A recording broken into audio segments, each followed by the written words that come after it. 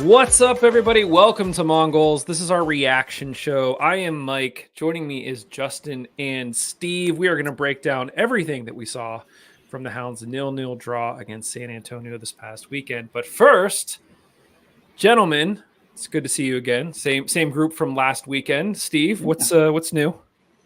Not much. Just getting ready for Pittsburgh in 2 weeks. So rode at Riverview Park this morning. Did a little over 9 miles, so did the loop 3 times.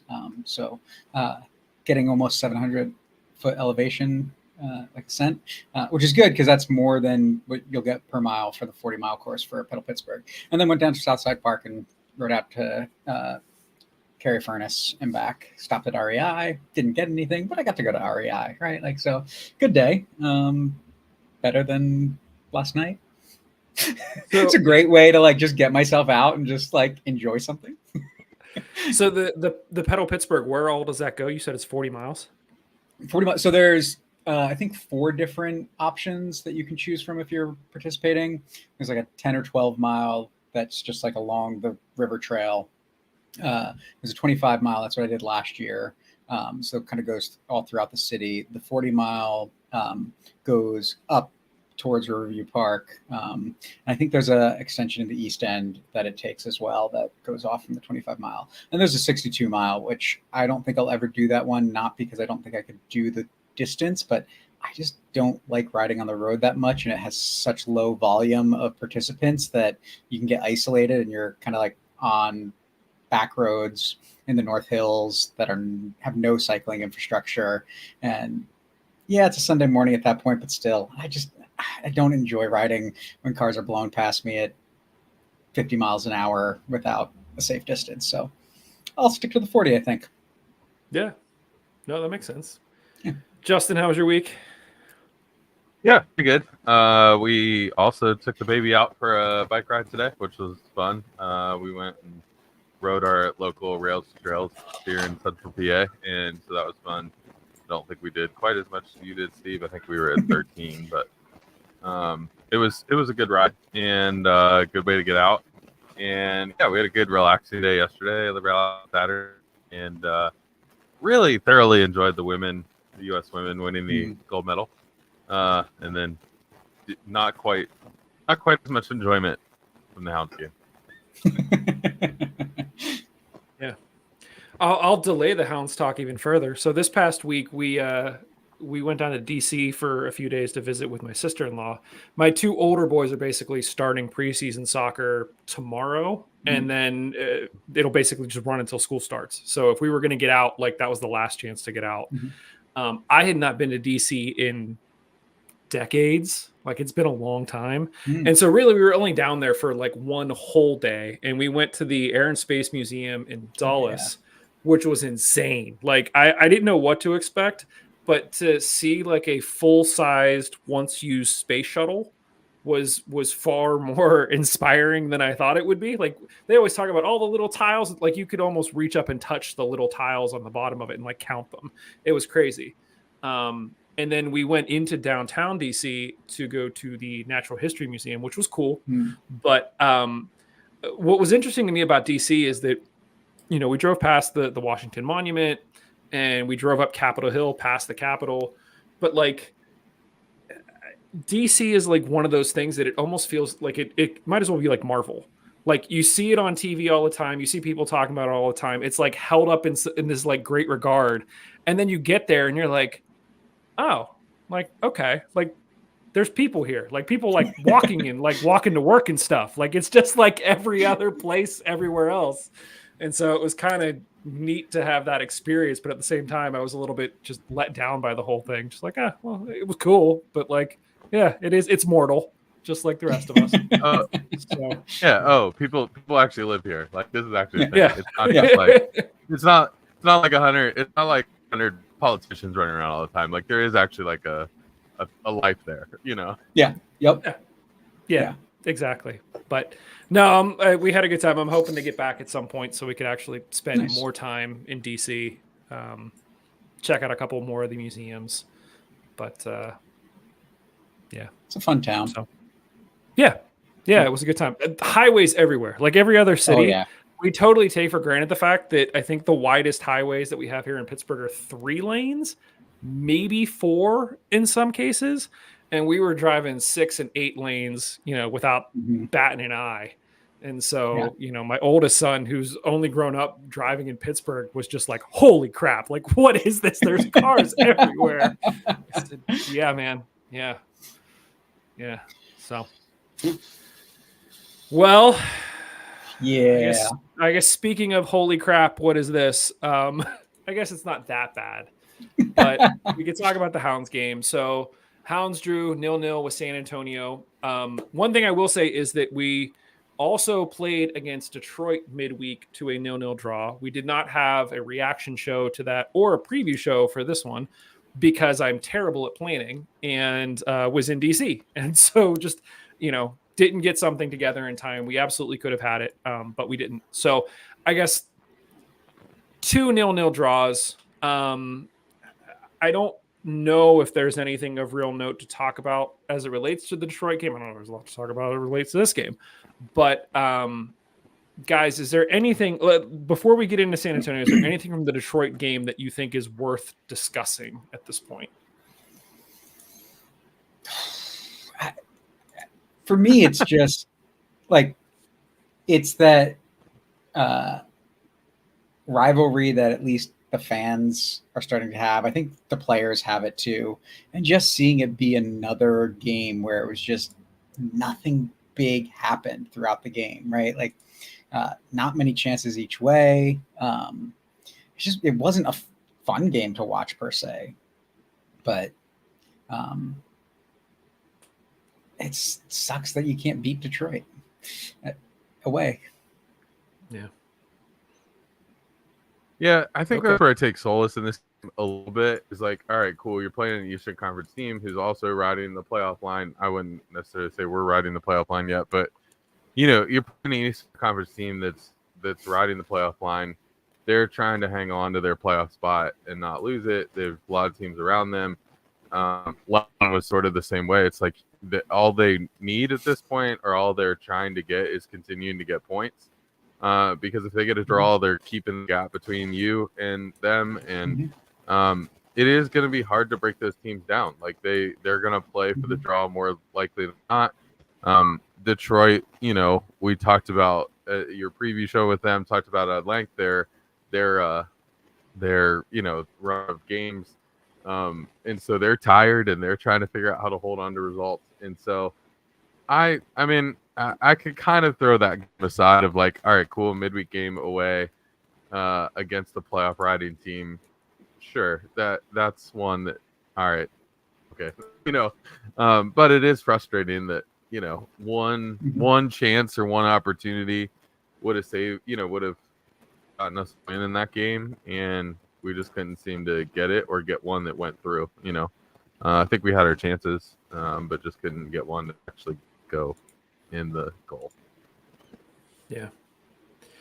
Pivoting to the San Antonio game, just to sort of put things in context, the team always releases sort of their highlight reel. The highlight reel was 2 minutes long, and the first quarter was literally the guy running out of the tunnel with the flag and the players walking onto the field. So that gives you some idea of like what the highlights were from this game. That said, I think there were a lot of takeaways. I think there were some positives. Whether or not those positives were in service of us actually achieving our goal of getting 3 points, I'm not so sure. But Steve, give me a thought from this game.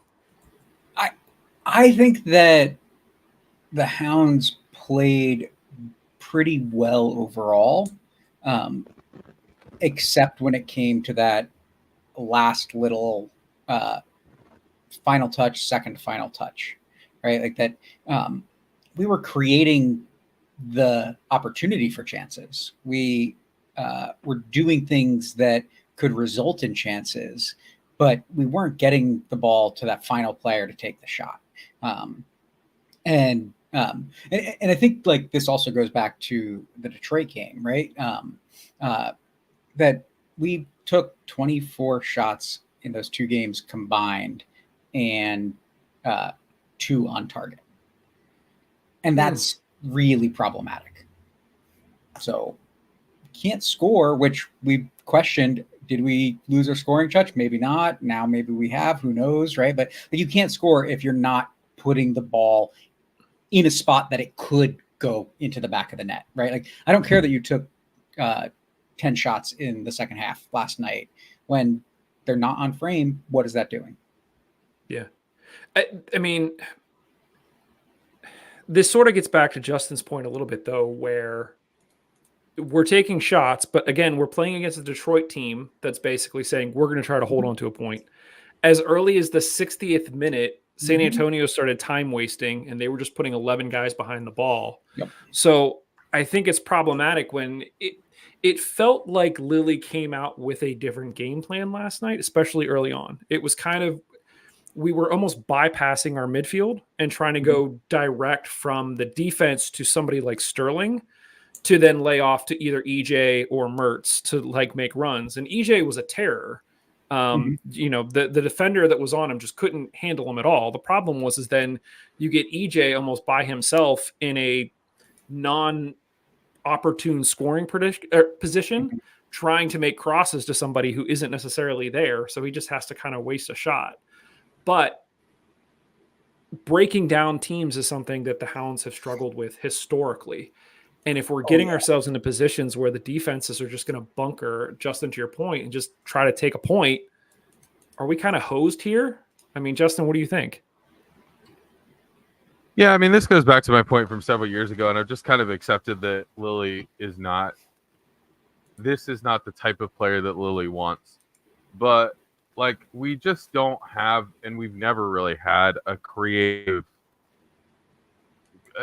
dribbler – passer, you know, number 10 type who can find a hole in a defense like that. And like, as much as we've loved when Robbie's in the middle of the field, you know, he himself on your interview with him said, not the most creative player in the world. I'm not going to beat guys off the dribble all the time, but I can get myself into positions. Of course you can.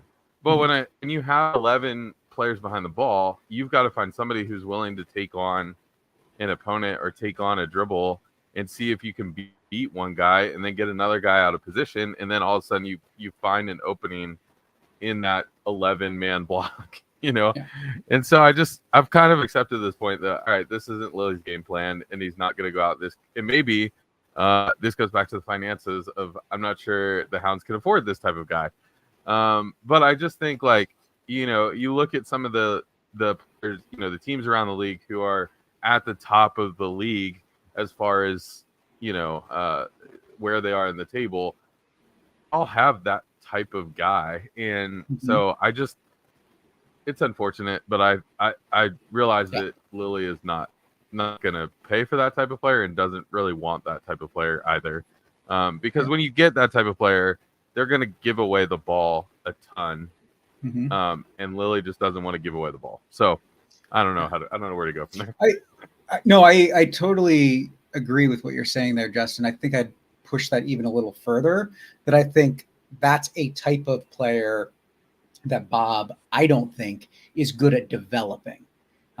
And so he can identify players that can do that. And he signed players, even if they're young, in the past and said, this is a guy that has the ability to do that. But then when push comes to shove and he has to choose players to put on the field week after week, those are the guys that aren't getting put in the 11, oftentimes not the 18, and then don't have their options picked up year after year, right? Like, and I can think of, a few different players like that. I think maybe we're starting to see that a little bit with EJ, and we hopefully get to see that develop. There was a guy that I can't remember his name. I remember William Yang was another guy that he talked about being able to drive at players, at defenses and whatnot, right? And I think back to some of those times that I've heard Bob talk about players that way, and then you don't see those guys. I mean, look, even just talking to Robbie was singing the praises of Nate Dragicic, saying like, just wait till you see how talented this guy is. And hasn't made the bench since. Now, like, who knows if it's injury or what it is. Who even knows if he could play that position? But I mean, I think we've seen we've seen times at which Griffin has tried to be that guy, but again, I don't think that like he should be trying to be that guy. Like we need to have a guy, or he needs to be dubbed, you are the guy, and that's what you're doing. But too often he's sort of sitting back further because that's where Lily wants him. And he's trying to make passes out wide. He's not making those slicing pass. You're not going to make a slicing pass through an 11-man block. Like Justin, to your point, you've got to force them out of position somehow. And these slow crosses that we do back and forth just aren't shaking teams loose in the way that I think we want them to. So, yeah, Steve, give me another takeaway from this one. Glad to see the defense continue to do well. So not just that we've had another shutout. I mean, Eric Dick has now 8 clean sheets, I think it is, which was that like second best or something like that He's climbing that table, yeah. Right? Yeah. Which with how I feel about this season and the performances, I think that like I think about it and I don't feel great. But then I see something like that and I'm like, oh wow, we're actually pretty good defensively, right? And I want to say, right, like I mean, you kind of poked at this a little bit, Mike, I think on Slack last night, right? Like that the announcers are like, oh look, Eric Dick didn't have a save. He's the man of the match, right? Like that disconnect. But like he got a clean sheet. He didn't make a save. Does that mean he didn't play? He didn't do things that were important to the game? Of course he did, right? I mean, he did come out. He did like grab the ball out of the air. That wasn't a shot. He did put defenders or attackers under pressure, bail the defenders out a couple of times, right? But I think, yeah, like I mean, seeing Dick actually playing well when we've had questions about goalkeepers this year and seeing the defense get another clean sheet. I mean, we've given up 2 goals in the past 6 games. That's pretty good. Yeah. Yeah. My problem with that though, watching the game last night is like so many times we were playing 6-on-4 both ways. And so like if San Antonio was attacking, they had 4 attackers and we had 6 guys back defending those 4 players. Then we'd go on the attack. We have 4 guys attacking on 6 defenders, and it's neither way is it. Well, I mean, it's advantageous if you have 6 defenders on 4 attackers. Like you're probably going to be okay. And so I think that's where I go. Of course, we got a clean sheet. Most of the time, we were playing 6-on-4 as far as defenders to attackers. But then it's like going the other direction. We had there was times where the ball was booted up the field and there was 3 guys up there and 6 guys back for San Antonio, and you're just not going to beat that. And so to me, I think there's a part of me that is just like, man, it would have been okay to give up a goal last night if we had been pushing the game, but we weren't pushing the game until the last 10 minutes. And all of a sudden in the last 10 minutes, we look like, okay, maybe we'll score, and it didn't happen, but it looked like it could have been a possibility. And so I think my big thing with that is like, I'm fine with the clean sheets. I go, all right, cool. We're doing well defensively and all that kind of stuff. But when there's 30 minutes left in a game where you're 5 points off the playoff line and you need points, I'm not sure why we're still sitting back with 3 center backs and 2 defensive midfielders and trying to defend that. Like it's just like get up the field and for Bob, that's where I go. All right, subs, man. Like take Suber off the field, take Osamano off the field, and get another. Get DN, Sterling, and EJ all on the field and see what happens.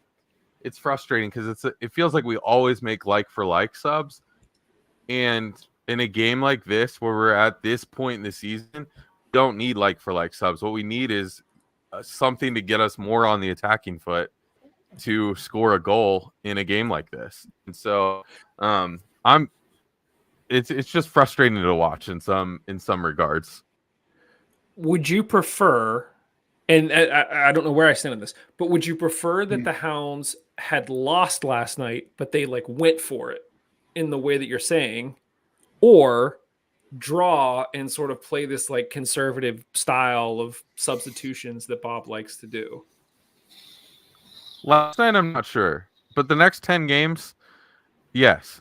I want them to. I would rather them lose trying to win the game than tie with the same 11 guys we've seen on the field. So I'm trying to figure out how to balance those two things. Last night I'm not sure, just because a win, and that's what I'm trying to put back. A win against San Antonio last night it does something for us in the standings, but it doesn't do a ton for us in the standings. So I think, but when we get 2 weekends from now, when we have a string of Eastern Conference matchups, yeah, I'd much rather see us lose by trying to push the game than tie by sitting back and hoping we don't lose, And I think for me, it's less about the result last night, and it's more about the intentions of those upcoming games, right? Like, it's okay. Yeah, you go for it.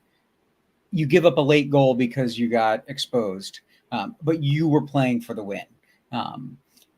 And I think to Justin's point, right? Like I'm not sure that we're going to go out and go for the win. And are we going to miss the playoffs because we don't give up another goal this season?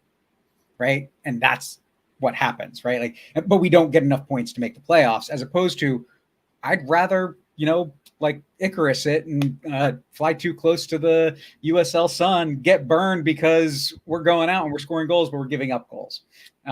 And we can't keep up with teams that are putting them past us because we're going for the wins every weekend. Yeah. My thing is two wins over your next 10 games and 6 draws get you the same amount of points. So like, I don't, and it's not good enough to get into the playoffs. Like the reality is, sitting at 27 points, we probably need 16 to 18 points in the next 10 games to get in. And if you're only getting 6 draws in a win or two, or maybe, it's not enough. So you've got to go for wins at this point in time. And that's what I just wish. I felt like we did a good job of that in the last 10 minutes last night. I wish we had done it 20 minutes sooner. And I think back to the Monterey Bay game. The Monterey Bay game, you are at the end of it. What was it? 11 game, 10 game winless streak. Like for the last 20, 30 minutes of that game, we were pushing that game. We were trying to find that goal. And like, yeah, you lose because you get exposed once. But like, that was the only chance that Monterey Bay had all night long. And so I just wish we had pushed a little more last night, because I felt like we could have gotten something if we had pushed. And I don't mind you losing if you are pushing for 20 minutes at the end of a game. Yeah. Look, it's going to take something. We've got to live on that edge a little bit more if we have any hopes of, forget getting a home playoff match, just getting into the playoffs, considering the teams that we're facing. Blue Shade 12 asked, are the Hounds getting too predictable in their approach to the attack? I would say yes. It feels like, almost that we're reverting back to what we saw a lot when we were in that goalless drought, where it was, at least last night, there was a lot of get down wide, try to send crosses into the box and hope somebody's there. That just sort of has been our bread and butter. Bread and butter when we're not scoring. So like, I don't know what the equivalent of bread and butter is when you're not actually eating, but that's just been what we've been doing all season. Which, Steve, is it too predictable? I think it is. And I think it's not a new thing. I think this is, what to expect. You've seen it from Bob Lilly for over a decade.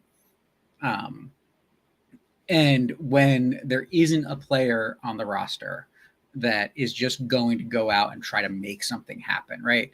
And I don't think that Albert Dikwa was the best striker that we've ever seen play in the USL, but he wasn't afraid to take shots at times, right? And he had the talent to find the back of the net. We don't have a guy that can do that. And when you don't have that on a Bob Lilly team, well, you're not going to put teams under pressure, and they know that you're just going to move the ball around their 18 until you get that perfect moment. But what's going to happen when you don't have guys that can actually put the ball in the back of the net. You're just going to see what we saw last night. You're going to see what we saw in Detroit. You're going to see what we've seen a lot of this season. Yeah, two thoughts on that. So one, I forget if it was Danny Griffin or if it was Robbie Mertz. There was a conversation that I had with them earlier in the season, and we talked a little bit about last season. We scored a lot more goals, but a lot of that was based off of the individual effort of Dikwa. They weren't necessarily team goals where we were getting like the team into good positions. And Justin, I remember us talking about this late last year where it was just like, we weren't getting enough bodies in the box. We weren't getting enough players forward. It was just kind of Dikwa, like being Dikwa and like pulling magic. Whereas the thought amongst the team this year is that they are collectively getting into better positions. They're just not putting them away. And so that sort of leads me to a conversation that I had with Kevin a few weeks ago. And he was like, yeah, he's like, I think at the USL level, you just need to go spend money on somebody that's going to score goals. And like, that's it. That's how you win. And at the time I was like, it's not that simple. Like there's a lot more to it. But when your team's not scoring goals and you look at some of the teams that are tearing things up, like the Battery, they have already a 20 goal scorer and we're not even towards the end of the season. Like, if you get somebody that's willing to go in and make a difference like that, even if they're playing a little bit deeper, like we were talking about, somebody's willing to take guys on and make stuff happen. There you go. Like that's our Dikwa from last year. That's how we get Golden Boot. That's how we get Player Shield. It's all of those things. And it also contributes to, someone like Ordonez getting Defender of the Year because there's much more pressure on the opposing team's defense. So they have to respect that and they're taking less shots at us. So it all kind of like balances itself out. I don't know what that means in the context of this year, but I mean, yeah. but at the same time, right? It's like, no, go ahead, Justin. Yeah. Oh, I was just gonna say, if this conversation was finishing, if you've got a comment about that, but I was gonna say, I do want to say something positive about last night before we get too far into like, oh man, this is all of it is terrible. I think the two players that sort of like really impressed me last night, and honestly, in a lot of ways, changed the game, were Junior Etu and Bradley Sample. I mean, those dudes came on the field, and the Hounds just all of a sudden changed. It was like, okay, all of a sudden, like we got life, we've got we've got a plan. It seems like we've got something going forward. Sample had a couple shots that, I mean, shot a couple of them, but if he had hit them, they probably would have been fairly nice. And so I think, like, I look at those two guys, I'm like, all right, that's going back to the question that was asked about, are we too predictable?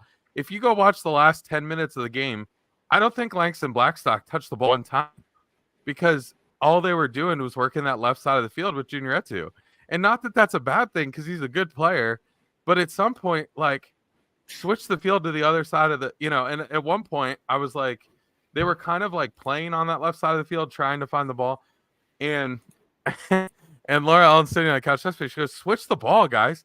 And I looked up at the TV and Langston Blackstock's in the box on top of a defender. Like there's nowhere to switch it. Like they're all just on the left side of the field. And so I think like you got to figure out how to keep both sides of the field open. And like, yes, once you get down in the corner with Etu, like Blackstock needs to make that run to the back post. But like, if you're not there yet, Blackstock should stay a little further out so that at some point you can switch it to the right side of the field and hit across from there. Because all of a sudden the defense is all switched to the left side of the field. So, but I do want to say I think Sample and Etu were fantastic in their 20 minutes or whatever they got last night.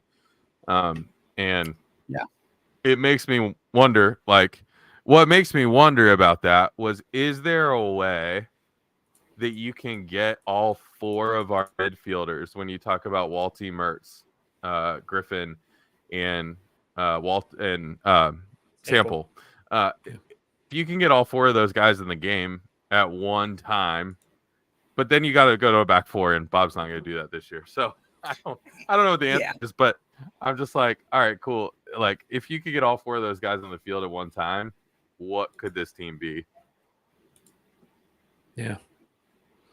Yeah, speaking of sample, it set off a cultural, I don't even know what, just a conundrum in our house because as soon as he took the field, the announcer started going, "Look at that lettuce, man! That guy's got some lettuce," and I was like, "What?" And my wife looked at me. She said, Did they just call hair lettuce? Like, are we that old?" So I literally shouted to my three essentially teenage boys. I was like, "Hey guys, do people call hair lettuce?" And it was a resounding no, like immediately. Like they were almost offended by the fact that I asked them. Well, it turns out, I guess it's a hockey reference. It's been so long since I've watched hockey. I used to love the Pens. Totally makes sense when you say that it's a hockey reference. But for, a good 5 minutes, we were like, what the hell? Lettuce? Like, what? Huh?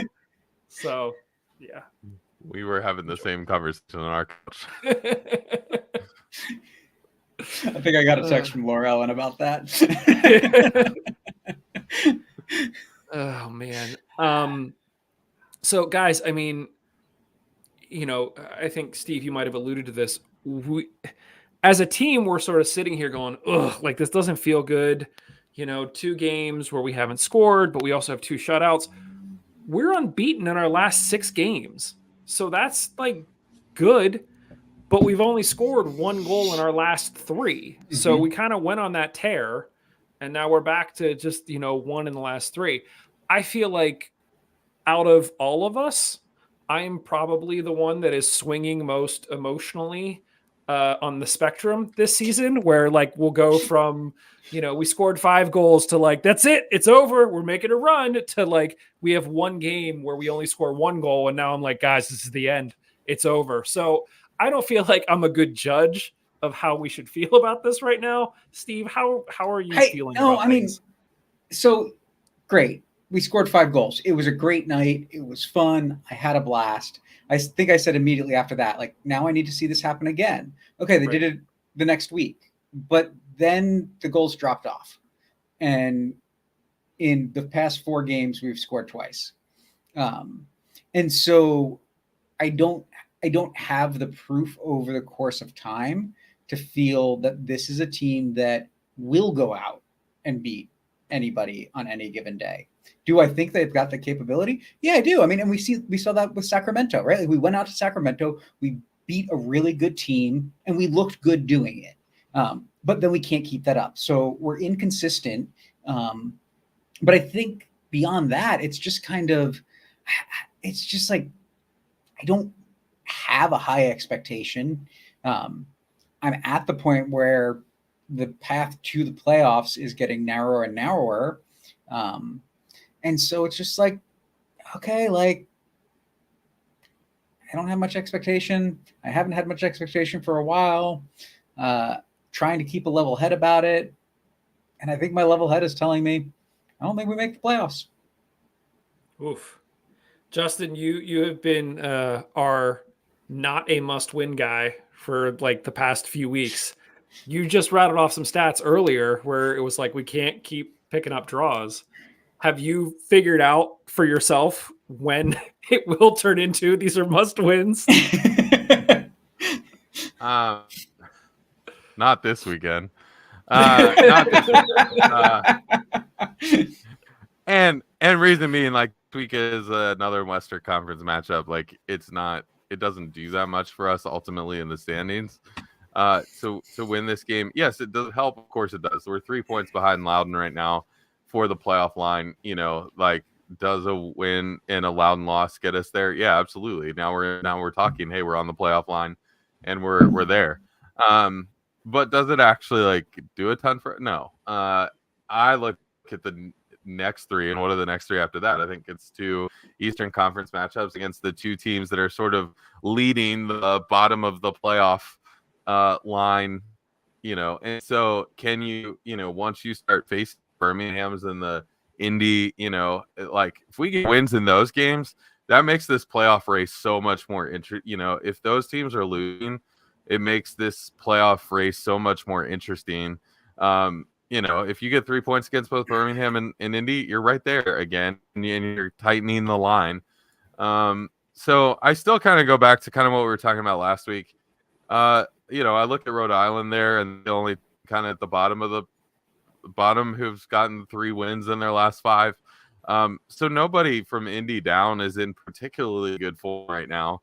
And so could it be something where, yeah, okay, there's a few draws here and there? Yeah, absolutely. But I think any Eastern Conference matchup at this point is a need to win. It's not a must win, but it's a need to win. So that's kind of where I am at this point. Eastern Conference games, got to win.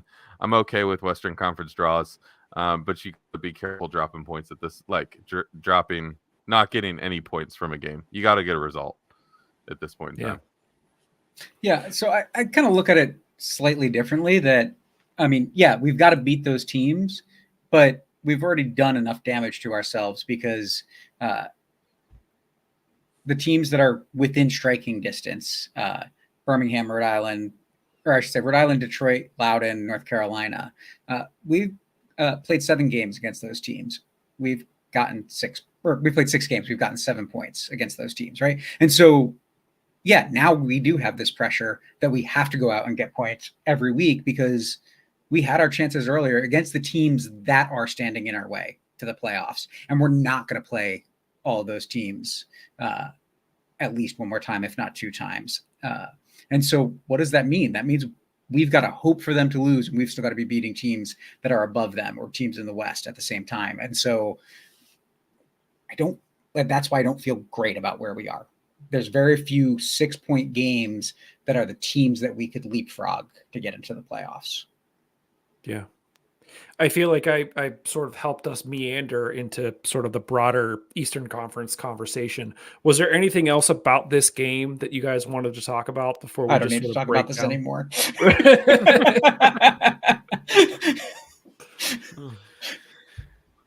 Okay. Well, then, yeah, I guess real quick. So we've been putting up on the screen for those of you watching just sort of the latest Eastern Conference standings. We are currently in 10th place, which is 2 points or 2 spots out of the playoffs. The playoffs are 1 through 8.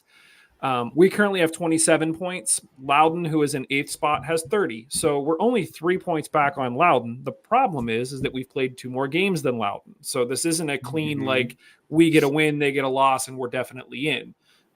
You guys both are sort of alluding to the fact that this is kind of already somewhat out of our hands, which isn't, it's just not great. We could go on a tear and none of that will matter. But, to your point, the next 4 games, we have Colorado Springs at home. They just lost 4-1 to North Carolina. Then we get Birmingham away. They have 8 more points than us. So that would be a pretty decent swing. Indy away, that has 8 more points than us. And then Rhode Island at home, who has 5 more points than us. So all of those could be pretty substantial swings that we desperately need. Mm-hmm. But as of right now, I think I made the comment last night that it just feels like this team is kind of perfectly mediocre, and that's not the way that we felt about this team in previous seasons. So I don't know. We'll see. I don't feel like this is as bad as what we had seen in sort of the Dave Brandt era, where it was literally like a Hail Mary to get to the playoffs. And if it happens, like, you're throwing a big party. I feel like we still control our fate. But I think, Steve, you said this is a team that can beat anybody, but I'm not confident that they're going to do it on a week in and week out basis. What team is going to show up? So, yeah, not great. I guess all of that said, we'll get to, sort of everyone's favorite game, which I know you guys both hate, but let's just look at the next 3. So we have Colorado Springs at home. As I mentioned, West coming east. They only have 4 more points than us. They just lost 4-1 to North Carolina. Then we have Birmingham away, and we have Indy away. And both Birmingham and Indy are kind of the best of the rest. In the East, there are some teams at the top that just aren't going to fall. Birmingham and Indy could very much slide and not make the playoffs. If we're saying that Eastern Conference games are gotta win, not must win, if I say that we're getting 6.5 points over the next 3 games, Are you taking the over or the under, Justin? I'm taking the under, but we need the over. So that's the hard part about it right now is like we need these games, and it's. But if I'm putting money on it, I'm taking the under because I don't think. I think we could get a win. I think we pretty easily could get with a week of preparation at home, all that kind of stuff. I think we can get a win against Colorado Springs. I think, but then I think, yeah, going to Indianapolis and then going to Birmingham, those are going to be tough places to go and get wins. Yep. So I'm taking the under, but I think we need the over. And I think as you kind of rattled off the next four, I think by the end of that Rhode Island game, we're going to have a pretty good idea whether we're going to make the playoffs or not. Yeah. Steve? Yeah. I mean, so I said it last week. We need 2 points per game for the rest of the season. So we need 8 points out of these 4 games. I don't think we get that. And I don't think we get that. You said 6.5. I don't think we get that. I don't see us winning 2 of these games. I just don't. Yeah. And I think we lose one. Yeah. I think what's going to make it tough is we're in a position now, we're at a place of the season where just as much as we're looking at trying to do the math and figure out how do we get above the line, these teams that we're playing are doing the math and saying, how do we not fall below the line? Yep. And so if that means that we go into Birmingham and we go into Indy and they put 11 players behind the ball, are we going to break that down? No. Probably not. It's going to take something that we have not seen yet this season to do that. And unless, Lily's willing to throw the kitchen sink at them and just try something new, which historically has not been the case, I don't know if it's going to happen. It's going to take a moment of magic from somebody like an EJ or a Griffin or whatever. And you know what? EJ has 1 goal on the season. Like, he played great in the last game. I think there's a ton of potential there. Steve, you sort of alluded to it, and I agree. I think if we keep him around for another season or 2, does he become almost like the next Dikwa, like maybe better than Dikwa? I think there's a shot. But even things like trying to, get Sterling into the team in place of Mertz felt like a mistake to me. And that we can't be doing that sort of stuff. And just kind of hoping that it works out. So I don't know. I think if it's 6.5, I agree. I think I'm betting the under, but we absolutely need the over. It's not great. So it will be interesting if we have a team that doesn't make the playoffs, but we have a keeper that's in contention for the Golden Glove, at least for like shutouts. Like, that'd be kind of crazy and the opposite of what we've seen. But yeah. Well, any other positives that we could end this one on, guys? Any other thoughts? It's just like looking at it real quick. It is just frustrating that we're not in the Western Conference this year, because the Western Conference right now is like from 2nd to 10th, the gap is 9 points, and there's a whole lot of room for mistakes and a whole lot of room for a draw or a loss here and there for almost every team in the table right now. And, San Antonio sitting in 11th is still a couple points outside of that. And so, like, there's a chance that they still make the playoff. And then for us, we're sitting over here with such narrow margins with 3, like, between Louisville, Charleston, and Tampa kind of taking a chokehold on the almost entire league at this point. It's like, oh, man, we just we need points and we need them bad. And it would be nice to be in the Western Conference this year and be closer to everybody else, but yeah, it's typically the way it goes. Way it goes. Our buddy Nito Santos is probably thinking like, whew, dodge that one. Over at the Battery, having a good time, scoring goals. So, yeah. Although I guess we could say that about Arturo too, but Louisville is typically decent. So, Oh man. okay. Well, I guess on a positive note, we should be back to our regularly scheduled programming this week. Liz put together a really fun full 90 last night, which Josh was on. So I guess he took that as his don't have to be here tonight. So you could get his thoughts on the full 90. We are lining up a player interview this week, hoping to talk to some fans from Colorado Springs to sort of get their thoughts on the team this season.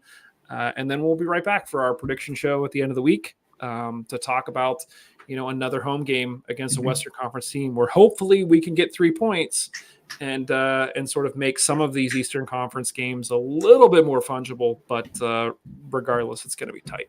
So yeah, that is what we think. Let us know what you think, guys. It's always a pleasure. Thanks again for joining me. And thanks to all of you for watching and listening. Be sure to subscribe to Mongols however you're enjoying this, so you'll be the first to receive all of our latest Riverhounds episodes. I can't talk, which will be coming to you very, very soon. See ya.